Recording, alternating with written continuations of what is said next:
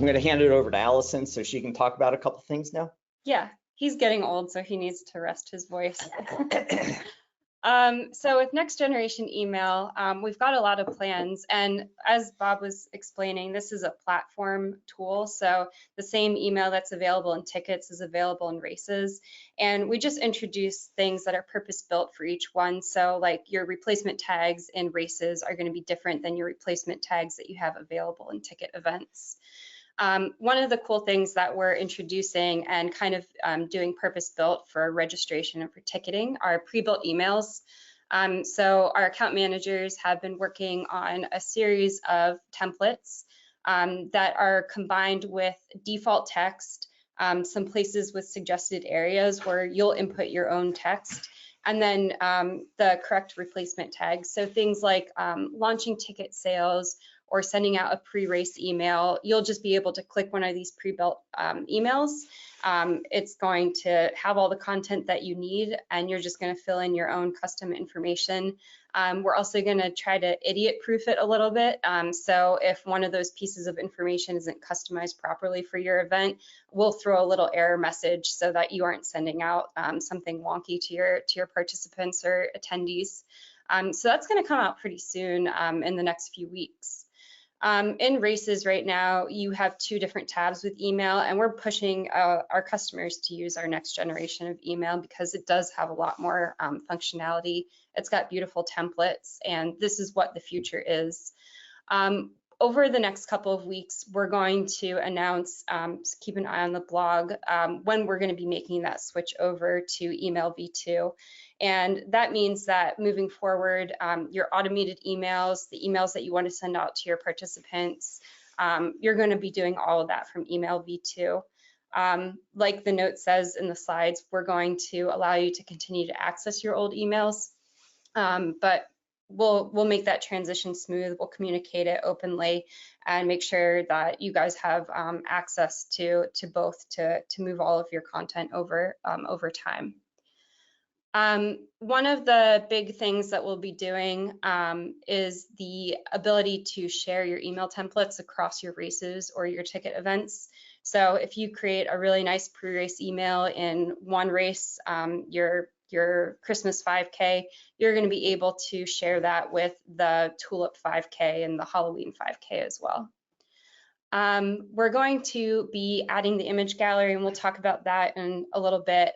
We introduced this first version of an image gallery in websites, but we're going to be adding a lot of enhanced image upload and sharing and storing across both of our email and website products.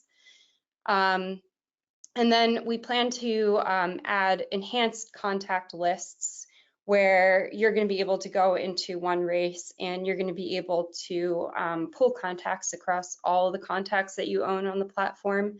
So the people who go to your ticket events and people who sign up for your 5Ks, you're going to be able to pull lists across all those contacts and add different filters. And we kind of introduced this several years back in one way, but long term, it's going to live in email marketing because our platform is about events. It's about taking action and making this filtering of contacts really action oriented and purpose built for events. So filters like I want everyone who attended 3 races or ticket events in the past 2 years and live within 25 miles of this zip code is an example of that advanced type of filtering.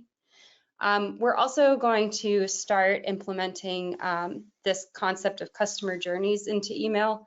So that's going to be very action-based. So somebody gets an email that ticket sales have launched, and if they click that and open it, they go down one path, and if they ignore that email and they don't click on any of the buttons, then they go down another path. If they end up buying a ticket from that email, then they go down a third path. And so you're able to kind of set up these more advanced automated journeys, and the first version of that is really just getting out the rest of the automated emails for email v2. So that's kind of step 1 that you're going to see in the next couple of weeks. So we have a couple of different questions on email v2, just to kind of reiterate what the main timeline is for email changes for automated emails and then switching over to email v2 and also customer journeys. So, so automated emails are in progress. We actually have a couple of them done in races, and probably within the next week or two, we'll actually enable them on everybody's dashboard. The problem is that if I've got automated emails in V1 and I turn on V2, I don't want to duplicate the price increase email and send it twice, one from the old system and one from the new system. So as soon as we have most of the automated emails done, we're actually going to put it in such a way that you basically turn on the new system and it turns off the old system. And then once we have that done, it's kind of done after that. There's superior functionality kind of everywhere in email v2. And so what we'll do is we'll kind of more, kind of move the old email marketing kind of below the fold, if you will. And the email v2 will become the primary one. You'll still be able to go into the old one, not to send, but to look at your old emails and see how they did and so forth. Along those lines, what is the timeline for sending emails across multiple races? Well, you can actually do that today with the new organization email. So you can search the blog and there's a create organization email link there. And that rolls up all of your contacts across the entire system today. What we're talking about with advanced contact lists of being able to do that from like your race dashboard is probably going to be like later in 2023. But you have that functionality today from org email. Yeah. In the new system, will there be the ability to resend volunteer emails like there is with participant emails? You do have access in email v2 to your volunteers, and so you can simple pick all of your volunteers and send them emails. Do we have all the replacement tags though? Do we have that right Yeah, now? we do. Okay. Yeah, I don't know. I had to check on the replacement tags, but Yeah, but that's something that is kind of there. nearer term than Yeah. longer term. Speaking of data replacement tags, will there ever be a plan to include actual field data in test emails when using replacement tags? I panic every time and fear I've chosen the wrong one. But then, like, if you see replacement data in there, aren't you going to panic because, like, it's not the correct data? Yeah, I'm kind of really against that. Yeah, it really is a bad idea. The easiest workaround is to send yourself an actual email using your own, like a list that's just your own information with real data.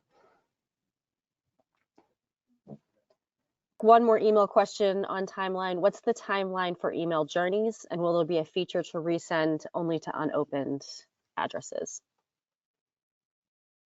There definitely will be a feature to resend to unopened or to opened and not clicked. I don't know what the timeline is going to be.